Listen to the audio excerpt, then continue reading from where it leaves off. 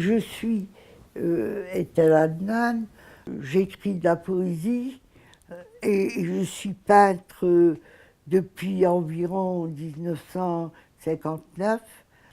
Et je m'intéresse un peu au monde tel qu'il est, là où il va.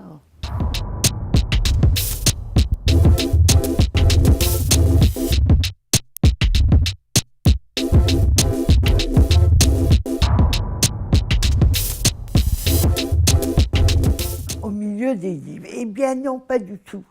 Vous savez, je suis née en 25, les années 30, en Orient, je crois. Même quand nous allions rendre visite aux gens, il n'y avait pas de livres dans les maisons. Et chez moi, il y avait... ma mère était grecque. Il y avait un petit livre, c'était des évangiles. Mon père avait un Coran, il le connaissait par cœur, il ne le touchait pas. Sur la même étagère, devant une icône et une veilleuse. Et il y avait un dictionnaire turc-allemand, parce que mon père avait fait l'école de guerre. Il était camarade de classe d'Atatürk, et je ne sais pas comment ce dictionnaire avait survécu à la guerre de 14-18. Il y avait, je crois, 2 romans grecs. Et ma mère les lisait chaque 2-3 ans. Il n'y avait donc pas de livres à la maison. Il n'y avait pas de musique. Il n'y avait pas de téléphone quand j'ai grandi. Il n'y avait pas de radio. Mais c'est très bien, je ne regrette pas du tout. Je trouve que les gens compensent. Vous perdez une chose, vous gagnez une autre.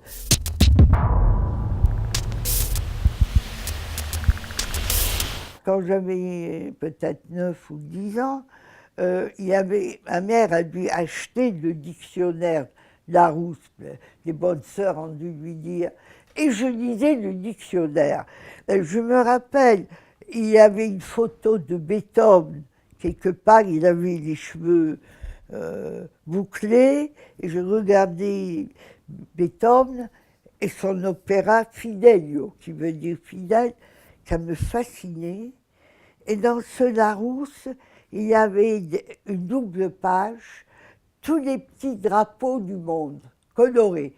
C'est les seules 2 pages colorées. Dieu sait, j'ai dû regarder ces 2 pages. Et parfois, quand je fais une peinture aujourd'hui, très rarement, je retrouve, je me dis, mais est-ce que ma peinture ressemble à ces petits carrés, rectangles, colorés? Vous voyez, quand il n'y a pas trop de choses, vous observez encore plus le peu qu'il y a.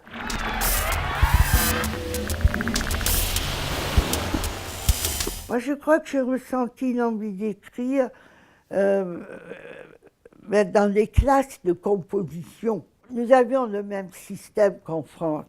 Alors, on nous donnait un mot et on nous demandait d'écrire une phrase. Et moi, j'écrivais un paragraphe. Je me souviens très bien de ce plaisir un peu hypnotique d'écrire phrase, j'inventais autour de ce mot.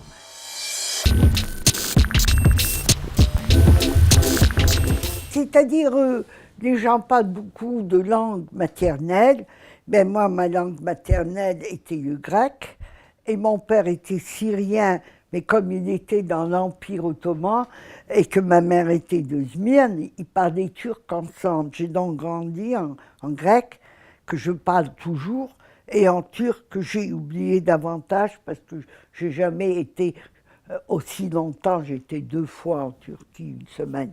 Donc pour moi, la langue est vraiment un outil, parce qu'il y a toute une philosophie de la langue aujourd'hui, language poet. Ben, la langue, c'est une chose qui s'apprend. Et moi, j'ai parlé français à partir de mes 5 ans.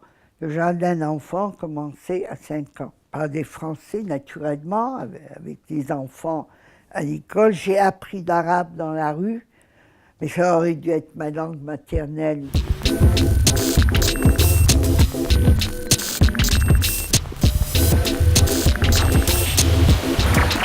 J'ai écrit beaucoup plus en anglais qu'en français, parce que j'ai vécu là-bas, c'est normal. Mais quand je suis à Paris, déjà quand je prends Air France, je commence à penser en français, c'est normal. Et on ne dit pas les mêmes choses. On ne dit pas les mêmes choses. Les mots ont des résonances différentes. Les mots aussi travaillent avec nous. Il y a une interaction entre le monde et nous, à travers les outils ou des objets ou la lumière. Mais c'est des collaborations.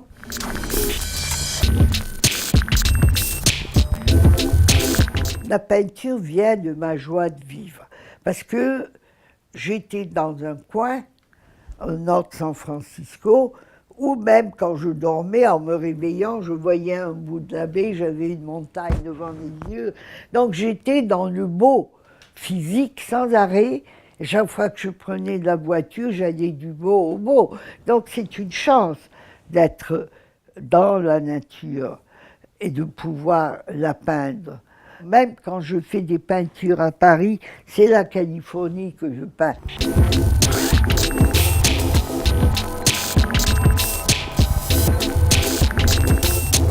Mon écriture est plus compliquée, c'est-à-dire, même en Californie, je m'intéressais aux problèmes de l'Orient arabe, de la Méditerranée orientale, des problèmes qui n'arrêtent pas. Donc je veux bien oublier, mais l'histoire me rattrape. Depuis que je suis née, à la maison, j'avais 2 rescapés de l'Empire ottoman. Mon père, à 38 ans, était un officier.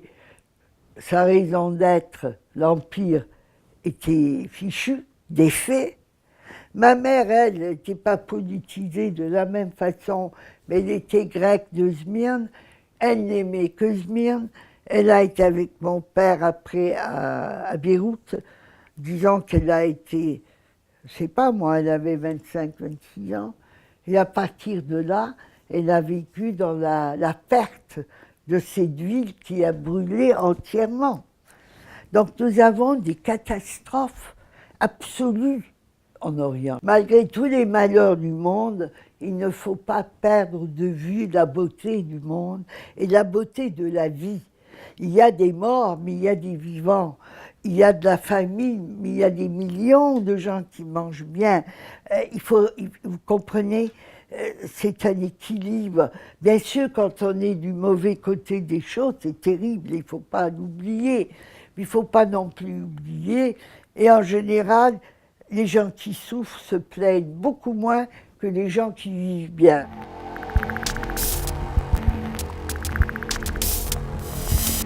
On me presse beaucoup d'écrire quelque chose comme mes mémoires. Beaucoup d'amis, certains depuis plusieurs années, d'autres récemment, me disent, parce que vu qu'il y avait 2 religions dans ma famille, plusieurs langues, et que je n'avais pas de statut social au Liban, nous étions un peu marginaux, donc j'avais une mobilité, j'avais des amis très riches, des amis très pauvres, je ne faisais pas de différence dans ma tête. Donc tout ça fait que j'ai certaines expériences que les gens croient qu'il est valable avant que je n'ai plus, que je perde l'envie.